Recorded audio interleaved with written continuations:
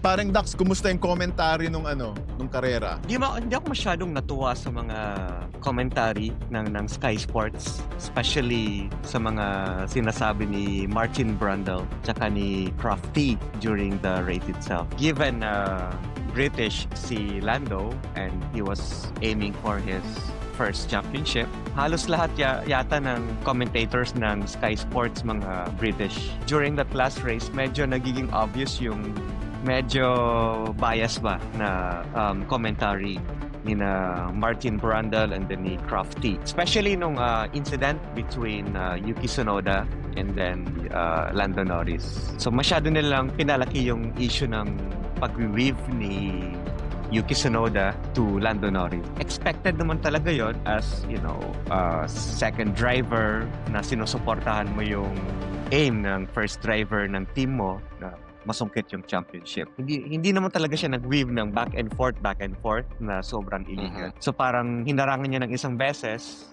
pero tapos pumunta siya dun sa bandang loob. That forced Lando Norris na mag-off track. Pero yun nga, yung commentary ni na Martin Brundle, masyado nilang pinapalaki yung issue na yun.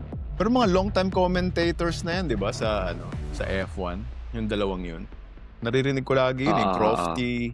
Si Crofty, si Martin Brundle. Si Martin Brundle yung laging nasa pre-race interviews sa grid. Siya yung nag-interview ng mga celebrities na nasa grid, ng mga drivers, mga team principals. Pareho silang British ng Crofty. Para.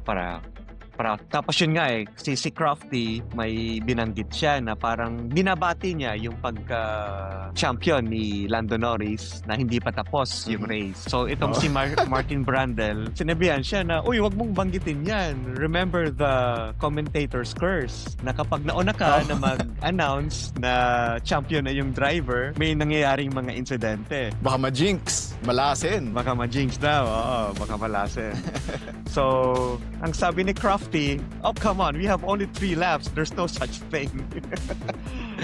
na-obvious. Nung natapos yung race, yun, tuwang-tuwa si Martin Brundle. Tapos yun, sinasabi niya na yung race daw super intense. Parang sabi ko, parang intense ba? Muntik na nga akong makatulog. Kailangan na lang ibenta yung karera, syempre, para gawing mas exciting ba. So anyway, yun lang naman sa commentators. Wag lang masyadong obvious yung bias towards your own countrymen. Paano kaya tayo parang Dax pag nag-commentator tayo sa laban ni Pacquiao tsaka ni Mayweather?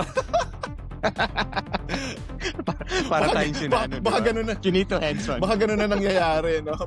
Baka ganun na ang nangyayari sa kanila. Baka kapitbahay nila si Lando, nakikita lang nila sa kalsada si Lando and hindi nila mapigilang maging medyo bias. May Filipino driver dyan at tayo yung commentator. Luto yan, luto!